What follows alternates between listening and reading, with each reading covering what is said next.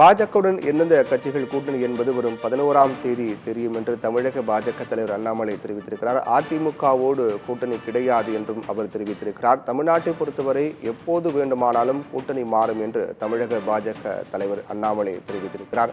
தமிழ்நாட்டின் நிலையை அரசியல் பொறுத்தவரையில் எப்போது வேண்டுமானாலும் கூட்டணி மாறலாம் என்றும் ஆட்சியில் இருக்கும் திமுக கூட்டணியை ஆட்சியில் இருக்கும் திமுக தன்னுடைய கூட்டணி இறுதி செய்ய முடியாமல் தவிர்ப்பதாகவும் தமிழக பாஜக தலைவர் அண்ணாமலை தெரிவித்திருக்கிறார். தமிழக அரசியல் களத்தை பொறுத்தவரையில் எப்போது வேண்டுமானாலும் கூட்டணி மாறலாம் என்றும் தற்போது ஆளும் கட்சியாக இருக்கக்கூடிய திமுக தன்னுடைய கூட்டணி குறித்து இறுதி செய்யாமல் தவித்து வருவதாக தெரிவித்திருக்கிறார்.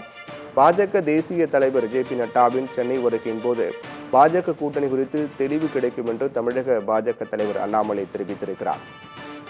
அதிமுகவுடன் கூட்டணி இல்லை, எடப்பாடி பழனிசாமியை சந்தித்து பேசுமாறு ஜி.கே. வாசனிடம் கூறவில்லை என்றும் தமிழக பாஜக தலைவர் அண்ணாமலை தெரிவித்திருக்கிறார்.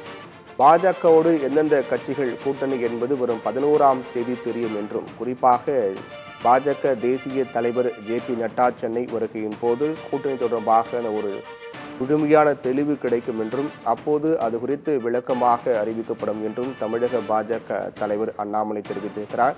தமிழக அரசியல் களத்தை பொறுத்தவரையில் அரசியல் கூட்டணி, அதாவது கட்சிகளுடைய கூட்டணி என்பது எப்போது வேண்டுமானாலும் மாறலாம் என்றும், குறிப்பாக தற்போது ஆளும் கட்சியாக இருக்கக்கூடிய திமுகவும் கூட கூட்டணியை இறுதி செய்ய முடியாமல் தவித்து வருவதாக தமிழக பாஜக தலைவர் அண்ணாமலை தெரிவித்திருக்கிறார். பாஜக தேசிய தலைவர் ஜே.பி. நட்டாவின் சென்னை வருகையின் போது பாஜக கூட்டணி குறித்து தெளிவு கிடைக்கும் என்று தமிழக பாஜக தலைவர் அண்ணாமலை தெரிவித்திருக்கின்றார்.